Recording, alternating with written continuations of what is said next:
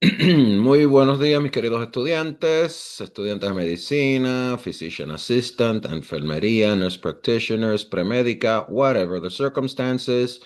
Este es su amigo el doctor Julio Manuel Martínez Echevarría, dándole la bienvenida hoy, viernes 6 de marzo del 26, y hoy vamos a discutir tres casos en el área de microbiología.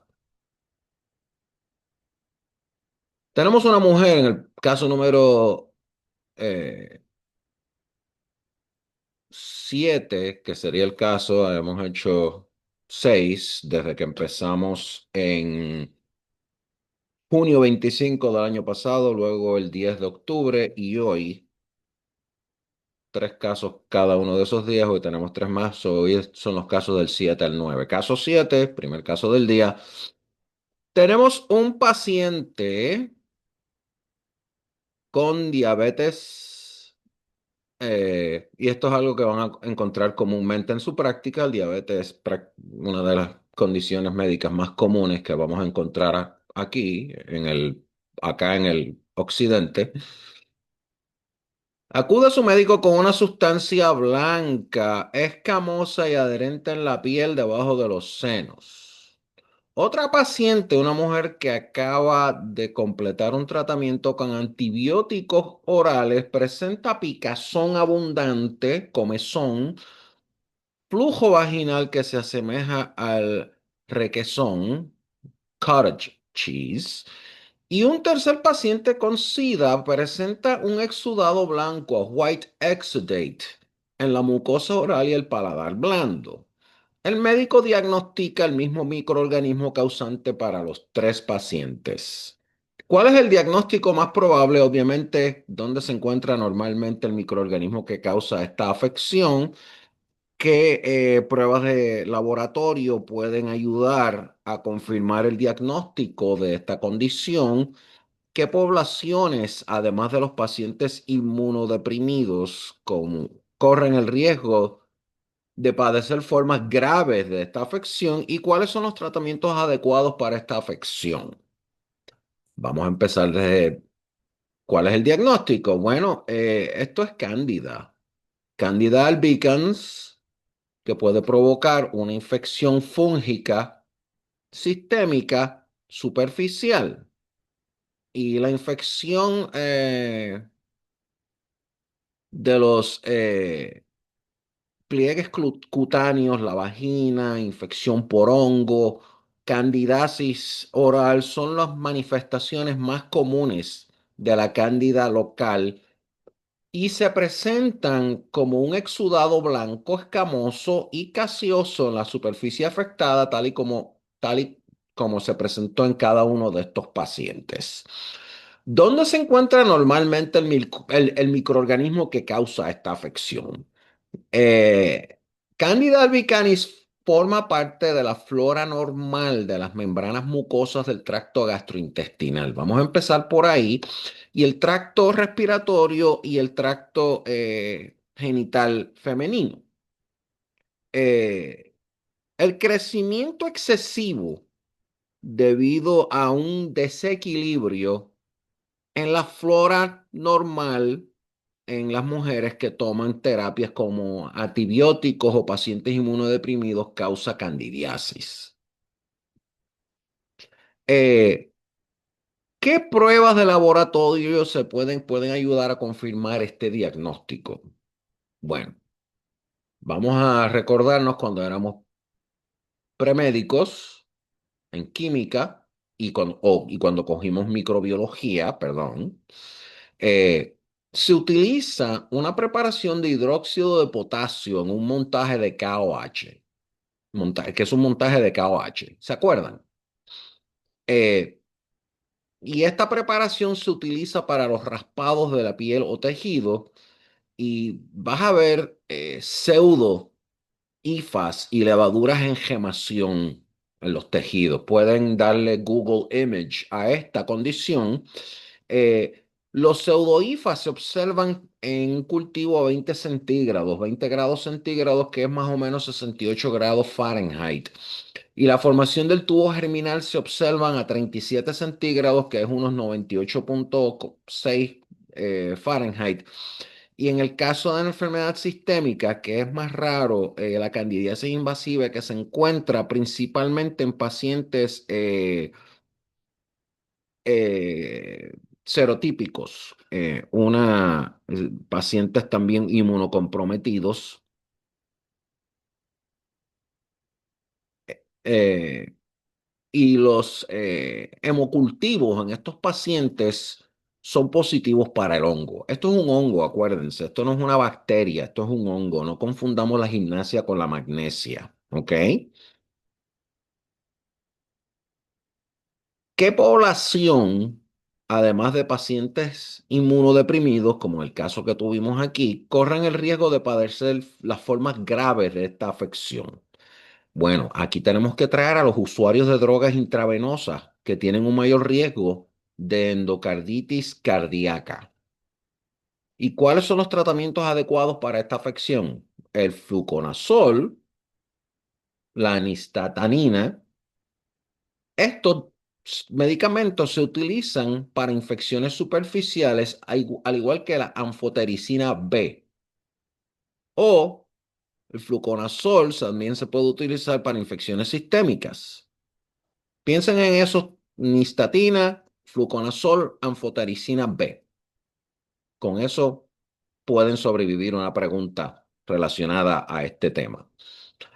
Caso número 8, el segundo caso del día: una chica de 49 años que emigró recientemente a Estados Unidos desde Nicaragua acude a la clínica con dificultad para tragar, estreñimiento y dolor abdominal.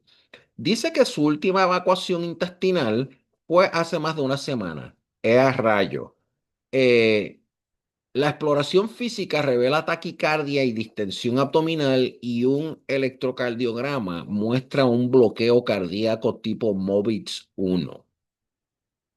Vamos a hacer las preguntas de rigor. ¿Cuál es el diagnóstico más probable? ¿Cuál es el vector del protozoo responsable? ¿Cuál es el signo clásico asociado con la forma aguda de esta afección? ¿En qué parte del mundo se encuentra más comúnmente esta afección? ¿Cuál es la patofisiología de esta afección?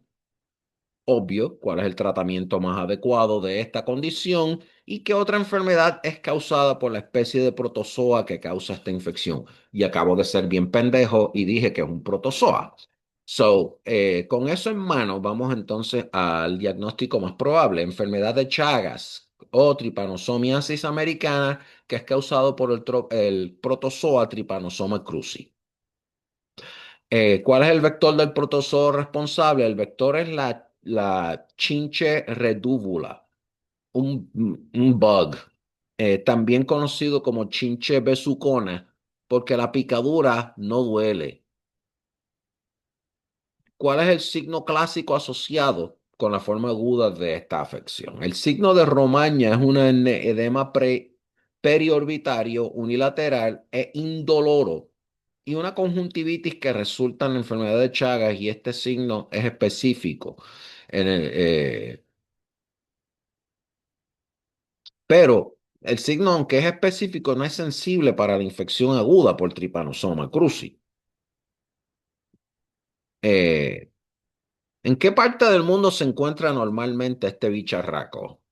Esta afección, las enfermedades de Chagas, se encuentran comúnmente en el sur de Estados Unidos, México, Centroamérica, Sudamérica, principalmente en estas áreas del sur de Venezuela, que conjuga, que está cerca de la selva amazónica.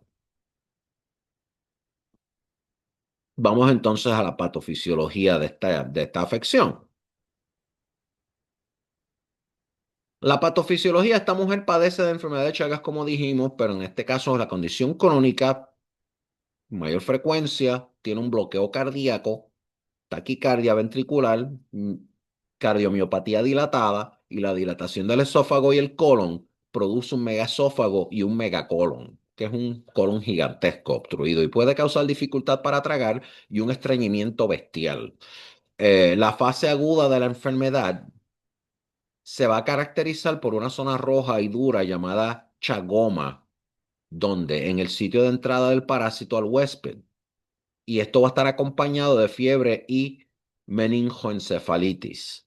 En zonas endémicas, como por ejemplo en la zona de la cuenca amazónica de Venezuela, la fase aguda se observa con mayor frecuencia en niños. También se encuentra en Nicaragua, Costa Rica, San Salvador, etcétera, etcétera, y algunas partes de México. ¿Cuál es el tratamiento adecuado para esta afección? Bueno, en este caso, vamos a pensar en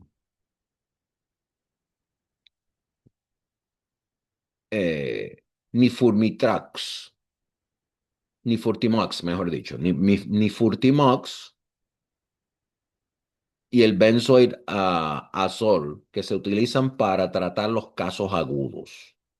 Pero eh, no existe un tratamiento eficaz para la enfermedad de Chagas crónica, que es el caso que tenemos con esta chica. So, si bien podríamos usar Nifurmitox y benzoid azol, eh, para la condición crónica no tenemos muchas opciones. Si es que vamos a tener que tratar cada síntoma individualmente para la cardiomiopatía, perdón, crónica, me enredé ahí. Se utilizan medidas de apoyo para la insuficiencia cardíaca, porque la insuficiencia cardíaca en estos pacientes de tipo congestiva se usan antiarrítmicos para prevenir la taquicardia ventricular recurrente y la implantación en algunos casos de marcapasos para el bloqueo cardíaco.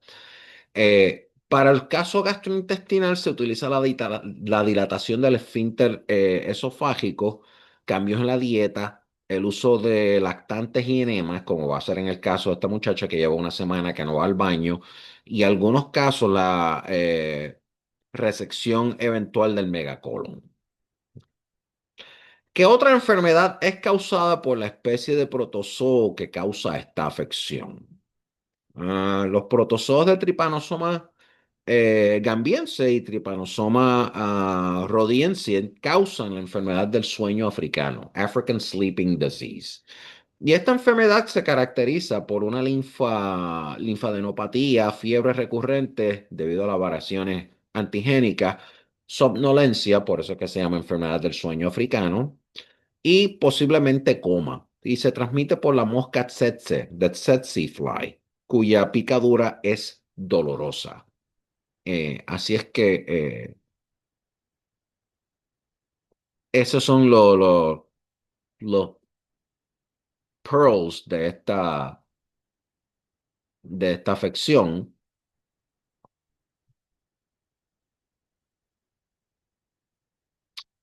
Vamos al próximo caso, que es el caso 9,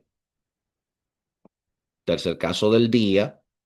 Un hombre estadounidense, varón macho masculino de acá de Estados Unidos, de 24 años, viaja por la India rural durante la temporada de monzones. En el transcurso de unas pocas horas, o sea, está haciendo una peregrinación, desarrolla diarreas berracas, acuosas, graves. En las siguientes 30 horas tiene aproximadamente un episodio por hora de heces líquidas que parecen claras con pequeñas motas blancas de moco. Al menos tiene la decencia de mirar para poder decirle al médico, eh, porque el médico le va a preguntar, ¿qué tipo de heces fecales has estado botando? ¿Te has fijado? También tiene episodios ocasionales de vómito. Este hombre se va a deshidratar ya mismo. Rápidamente se vuelve letárgico y generalmente enfermo con un dolor abdominal tipo cólico, pero no tiene fiebre. Intenta rehidratarse durante la enfermedad y los síntomas se resuelven en aproximadamente 48 horas, después de muchas horas de sufrimiento. ¿Cuál es el diagnóstico más probable? Entonces, hablando de diagnóstico, ¿cuál sería el diagnóstico diferencial principal? ¿Cómo ejerce el microorganismo involucrado en esta afección su efecto en el tracto gastrointestinal? O sea, cómo el microorganismo en cuestión te descojona. Eh, ¿Cuáles son las manifestaciones clínicas de esta afección? ¿Y cuál es el tratamiento adecuado para esta afección? Este paciente tiene, si estaban pensando en cólera, que es una enfermedad deshidratante potencialmente letal, mortal, mata gente sin tratamiento, causado por el vibrio cólera. Y este microorganismo es un bacilo. No es que es un vacilón que le gusta el relajo, ir a darse la cerveza en Santurce, no. Es un bacilo flagelado polar, gram negativo, curvado y móvil, que se asemeja a estrellas fugaces en la tinción de Gram. Si se acuerdan cuando cogieron microbiología en premédica, lo vimos y lo volvimos a ver en microbiología en la escuela de medicina. La cólera sistémica generalmente se manifiesta en epidemias y es endémico en las regiones en desarrollo de África, Asia, América del Sur, América Latina y recientemente el Oriente Medio, the Middle East. ¿Dónde en the Middle East? Egipto. ¿Cuál es el diagnóstico diferencial principal? La diarrea acuosa, líquida, agüita, inducida durante un viaje dentro de un país extranjero, hace que la infección por E. coli de tipo enterotoxigénica no invasiva sea el diagnóstico diferencial principal. Eso es lo primero que yo pensaría porque es a lo que nos exponemos más en este lado del mundo, que se llama Traveler's Diarrhea, diarrea del viajero. Sin embargo, la diarrea por Escherichia coli enterotoxigénica no invasiva no se asocia con manchas mucosas blancas y generalmente no es tan voluminosa como la diarrea inducida por la cólera. ¿Cómo ejerce el microorganismo involucrado en esta afección su efecto en el tracto gastrointestinal? ¿Cómo te va jodiendo? Vibrio cólera se ingiere a través del agua contaminada con heces fecales, con coliformes fecales. ¿Ah? Qué rico, ¿verdad? Hablando de eso, esto me trae de memoria. A cada rato en Puerto Rico, cuando te dicen que no vayas a las playas porque hay una presencia alta de coliformes fecales. O sea, estás nadando en mierda. Secreta una exotoxina, una toxina de cólera que se une a la superficie del epitelio intestinal. Y esta toxina, que es una ADP ribosilada, produce adenalil ciclasa. ¿Y qué hace esto? Esto va a aumentar los niveles de monofosfato de adenosina cíclico, cyclic AMP little c, AMPC. ¿Dónde? Bueno, en la mucosa intestinal, desde luego. Y esto provoca un aumento de las secreciones de cloruro y una disminución de la absorción de sodio, lo que lleva a una pérdida secretora masiva de líquidos y electrolitos y una deshidratación berraca.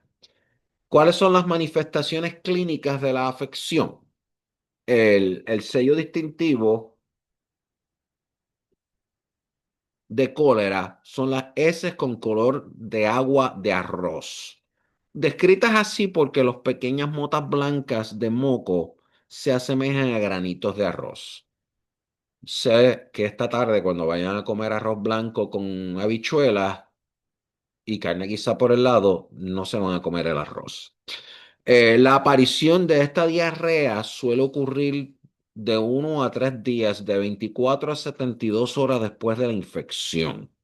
¿Con qué? Con vómitos violentos, calambres abdominales son comunes, eh, pero la fiebre es rara porque el vibrio cólera en sí no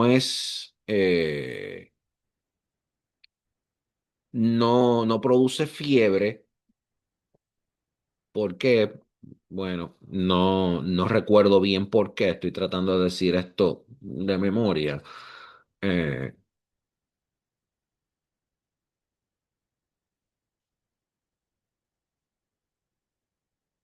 mm,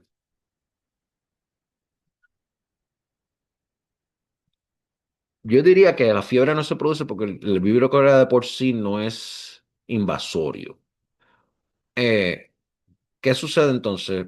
Permanece en el tracto gastrointestinal, se queda jangueando ahí en el tracto gastrointestinal y muchas infecciones son asintomáticas, pero el cólera grave puede provocar una deshidratación que puede causar la muerte en cuestión de horas debido a la excreción de electrolitos en masa, lo que provoca insuficiencia renal, arritmias por hipopotasemia y una acidosis metabólica por pérdida de ¿quién?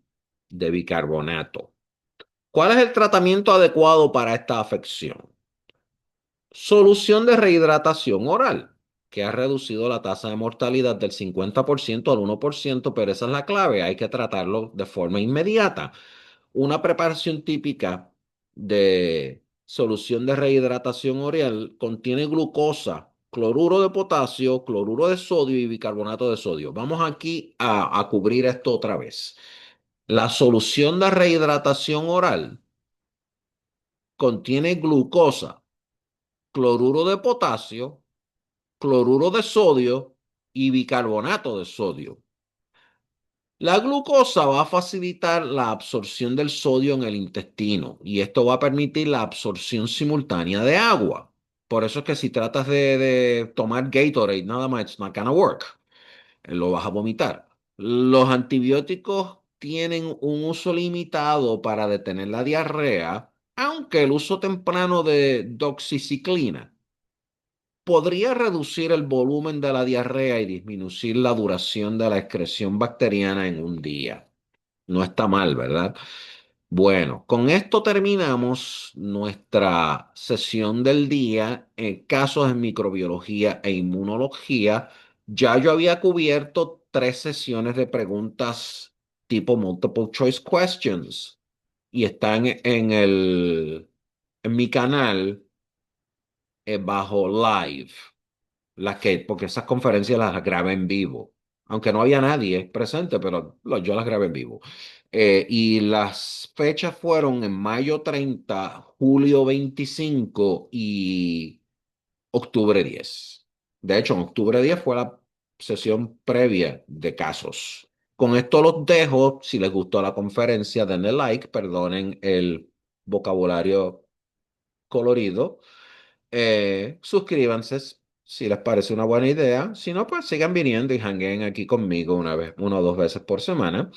Con todo esto, les deseo un buen fin de semana y nos vemos la semana que viene, donde vamos a continuar con el tema de inmunología. Y sí tenemos la semana que viene preguntas, multiple choice questions y casos de inmunología. ¿Ok? Chao, chao.